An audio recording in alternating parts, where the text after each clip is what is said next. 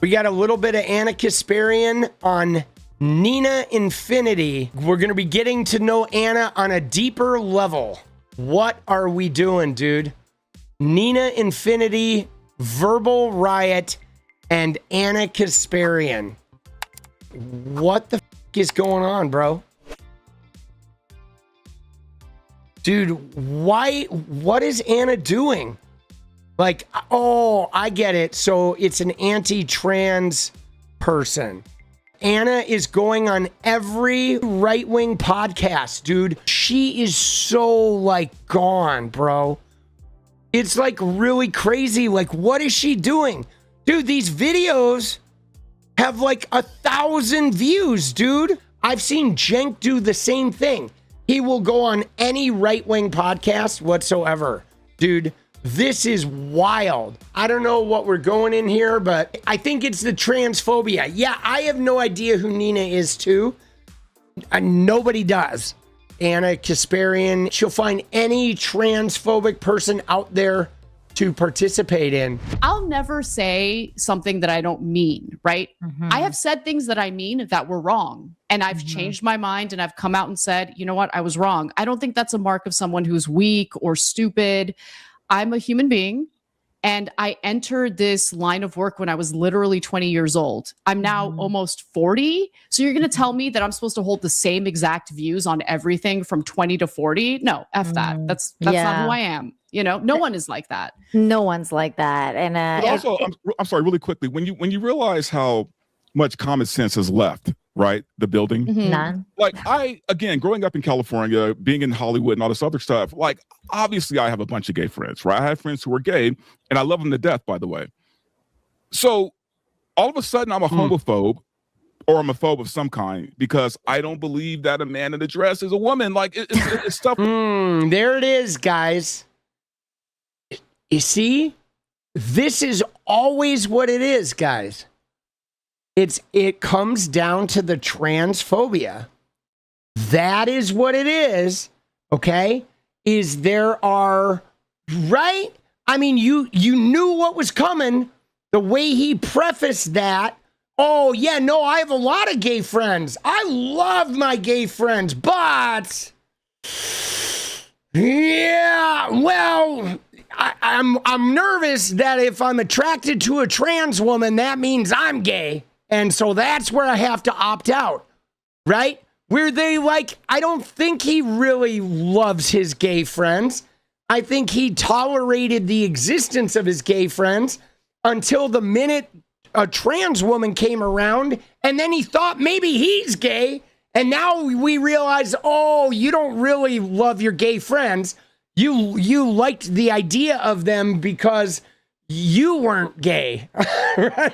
But the minute a trans woman shows up and he's attracted to a trans woman and then he's not sure if he's gay, all of a sudden he's like, dude, I'm out of the Democratic Party, right? I got to go find where are the Nazis at. I want to go vote with them.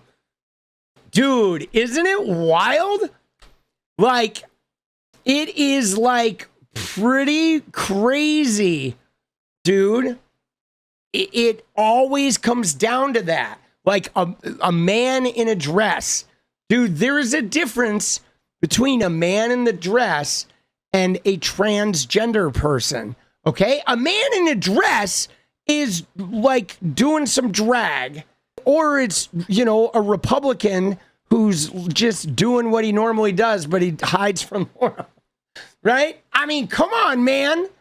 Like, dude, I've worn dresses. Dude, Kurt Cobain used to wear dresses. Harry Styles wears dresses. That has nothing to do with your sexuality or being transgender. Okay? Give me a fucking break, dude. Like, plenty of men wear dresses that aren't even gay, dude. Like what the fuck, man? The fact that they boil transgender people down to somebody just wearing a dress, anybody can wear a dress. Not everybody is transgender, man. Like that. And look, if you want to be a transvestite or drag queen or whatever the fuck you want to be, I don't care. Live your life, man. Like, you know, we only get one of these. So if you want to, you know, wear nylons and a garter belt, that is go for it, bro. Right.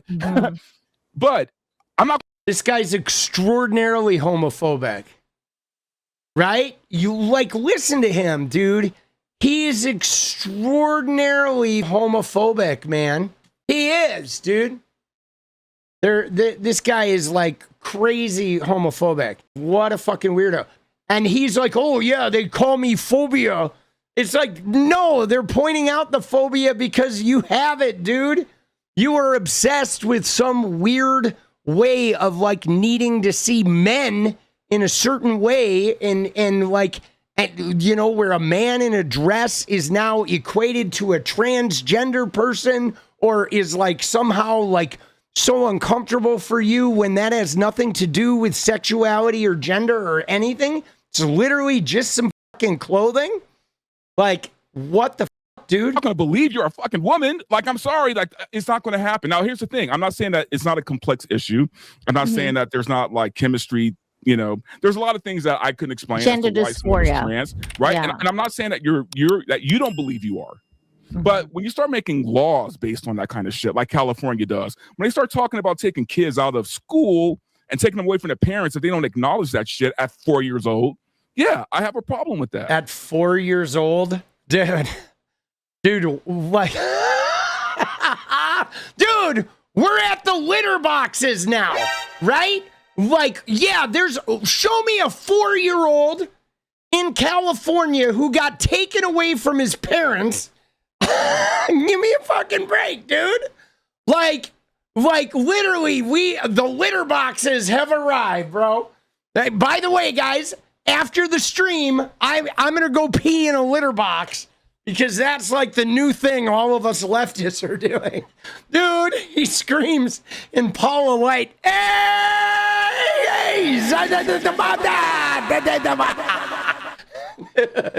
dude, what the bro?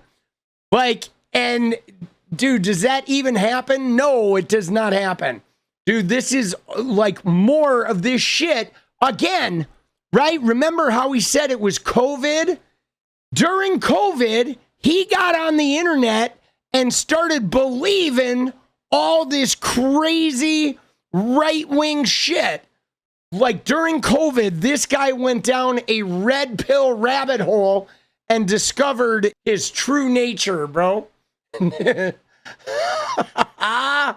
Oh, shit. Yeah, the parental stuff in California, I don't know if the rest of the country understands how unhinged it was, but it was basically the state saying, if you don't abide by what your kid demands of you, then the state will take your child away from you. I'm sorry, that's insane. That's absolutely insane. But just putting that aside, like my views. See, you know, guys, I don't think that's actually that insane. Okay? I think when you live in a country where some people are so religious that they want to send you to conversion therapy, or they will kick you out of the house or something and try to like fuck your life up if you don't bend to their will, I think kids should have some tools against those types of atrocities. You know what I mean? Like in all honesty, kids deserve rights, man. They do. Like, kids deserve rights to be protected from harmful parents. And I don't care if you're an LGBTQ kid. I don't care if you're a straight kid. I don't care if you're a kid who is living with parents that are trying to force you to participate in like harmful athletic practices or whatever. I think kids deserve to have rights to where they are safe from toxic parents, period. If the parents are super alcoholic or super abusive or emotionally abusive or, you know, or whatever, I think kids should have some protective rights, period, man. You know, that is absolutely true, dude. Kids are not property. They're fucking human beings, and they deserve to be able to live free from harmful, toxic parents. And this idea that parents can be as toxic as they want to be and kids have to just suck it up, that's bullshit, dude. I mean, their kids have been emancipating from parents for a long time, okay? Like, kids would have to go to court and they would have to beat them in court. But, like, dude, there have been a lot of instances of kids emancipating from their parents long before, like, California started, like, providing them legal recourse to be able to do it if it got bad. And, man, if you go and you look at homeless kids on the street, for every homeless kid you find on the street, there's usually a toxic parent somewhere in there, abusive or right. And that kid had no other choice but to go live on the street, man. Like 90% of the times. So this is some bullshit, dude. On, transgender people is, I don't want to disrespect them. I don't want to treat them, take your child away from you. I'm sorry, that's insane. That's absolutely insane. But just putting that aside, like, my views on, transgender people is, I don't want to disrespect them. I don't want to treat them inhumanely. I will respect them to the best of my ability, but I also expect the same respect in return, if that makes any sense. So, for instance, I have fully, like, leaned into the fact that I am a little bit of a genital prude. So, like, I don't want to be in a women's locker room with a dick swinging around. I just don't. Sorry. Neither do I. And for those who are comfortable with it, great. That's on you, though. Okay. There are women who have been raped and sexually assaulted. And when they're at a Korean spa and suddenly they see a male genitalia situation going on, they're going to feel threatened by that. They're going to feel uncomfortable by that. And the fact that, like, dude, you see what she did there? Bro. She even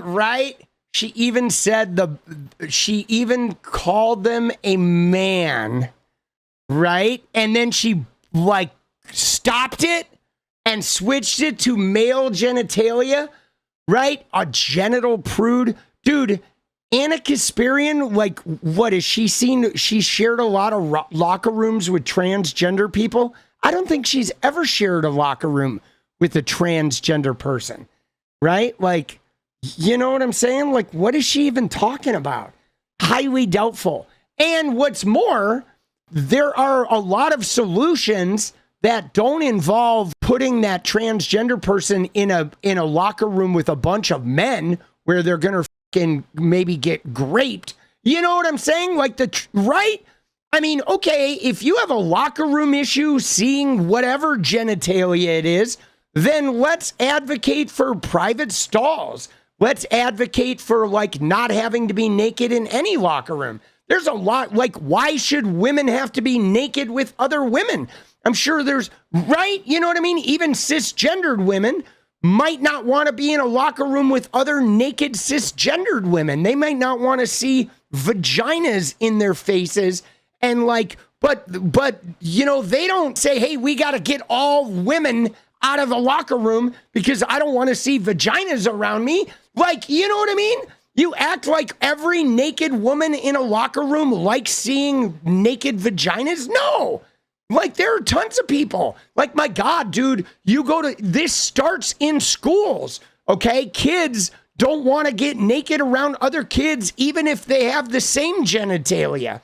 Right. And so she's making some huge issue that isn't even about transgender people. I think people don't want to be naked around other people, period, mostly. And why should they be? Right. Not everybody likes being naked. I mean, for me, I don't mind being naked. Okay. I don't mind being naked. I go to, Oregon Country Fair. I go to the naked sauna. I love that shit. I love being naked around other people, dude. I love it. I just love nudity. I could be a nudist, okay? Because it's not a sexual thing for me. It's a freedom and openness and natural. It's like the same reason I wear shoes with no soles. I like my feet on the ground. I like that natural, like, I wear the minimum amount of clothing because I like that natural, raw existence, okay? But, like, not everybody likes that, dude. Not everybody's like that. A lot of people are way more modest about that shit, and they don't even want to be naked around other people in the locker room. And so, like, we could make locker rooms where people don't have to see each other's genitalia, period. I don't think the type of genitalia is really the huge deal, right? I mean, and she talked about, like, sexual assault. Like grape has nothing to do with the genitalia. Grape is like a power crime, okay? It's not a crime of sex, man. That's a crime of power. Acting like, you know what I mean? I mean, she is just so confused here. Like, trans people are not walking around just trying to show put their genitalia in people's faces, okay? I don't think that is even occurring, I think that all of this is just so, like, whacked out, bro. This is so whacked out. But this is what unites these people, guys. This is it, man. The way actual, like, the way that women feel doesn't matter at all when you're in these spaces with, like, the far left on this particular issue. And it's like, I'm sorry, I don't believe in hierarchies when it comes to humanity, right? Yeah. We have to find a way to live together in society where we try to respect each other to the best of our abilities. But she doesn't believe in hierarchies in society, except the hierarchy of the penis, right? Right? The penis is a hierarchy, right? No, there can't be a like any type of penile. Dude, what is she doing, bro? I don't believe in taking rights away from one group to give rights to another group. We need to find a way to compromise. And the lack of willingness to compromise is what, like, just drove me insane. Yeah. Absolutely and insane. I think that's that. See, what's her compromise, though? Right? Like, what is her compromise? Her compromise is to take trans women and to put them into a locker room with a bunch of men where the trans woman is definitely going to be in danger. Like, that's the compromise? Or is the compromise for the trans women to be in the women's locker room and you just create some private stalls? I mean, that's the whole idea behind gender neutral bathrooms. Are they're just all private stalls and everybody washes their hands next to one another? Why can't we do that? Why do we, right? Why can't we go into a bathroom, men and women, with private stalls, and then we wash our hands after, like we do in my house?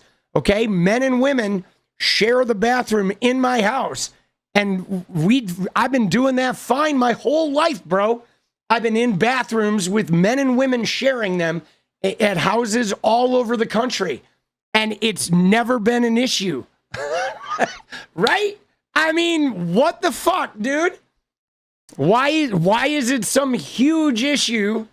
Dude. I mean, give me a break, bro.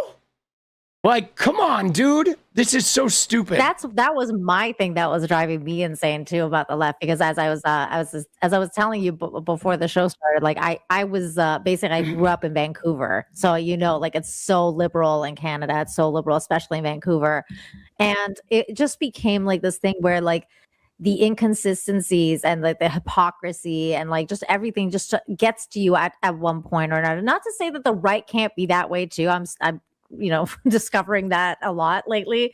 But it's just, that's why I feel politically homeless as well, like verbal. See, here's the thing. And I'm checking out, guys, because I've heard enough of this. Once they hit the transgender issue, you notice they all just started talking like they found that communal issue. At first, it's like, oh, I left. Well, I left because of dresses. And then, oh, they found the transphobia that they could all, like, rally around. The transphobia became the campfire. But here's what I don't get, guys. Is they talked about how civil rights are important to them.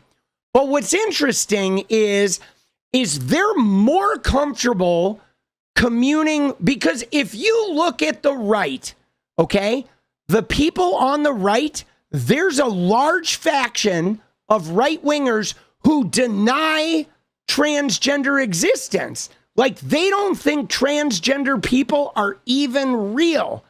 They insist that they are mentally ill people, that they're not real, even though there's documentation of them since the dawn of time. There are people on the right who don't believe transgender people are real, and they believe that they should all be forcibly transitioned. No health care, no hormones, no transition, no nothing. They're forced to take a gender marker that they don't agree with, and they just need to shut the fuck up, even if it leads to their suicide. That is the right wing, most of the right wing. So these guys are saying, well, we believe in civil rights, but we're going to commune with the people that want to erase transgender people, because us being around the people that want to erase them is more comfortable than us being around people that want to try to make them safe. How is that possible? Because even if the left-wing people were mad at you, wouldn't you still want to be communing with the people that want to make them safe? Like, wouldn't that be your absolute bottom line? Is like, man, I kind of like am uncomfortable, right? They could be uncomfortable with the idea and like, oh yeah, I got to work through my issues with this, and let's like find a way, because maybe I'd be uncomfortable around this or that, but I at least want to be with the people who want trans people to be safe and cared for, and like find a way to make them so they can live happy, like healthy, productive lives. And then you would commune with them and work out your goddamn issues. But there's no way you would be like, no, I'm going to go like making them safe is such a burden that I'm going to go hang out with the people that just want to erase them.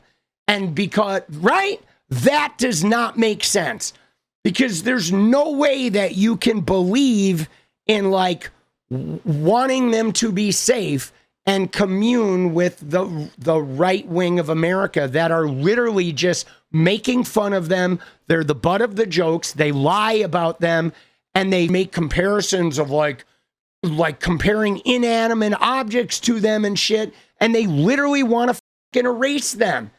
Like, I don't buy it, bro.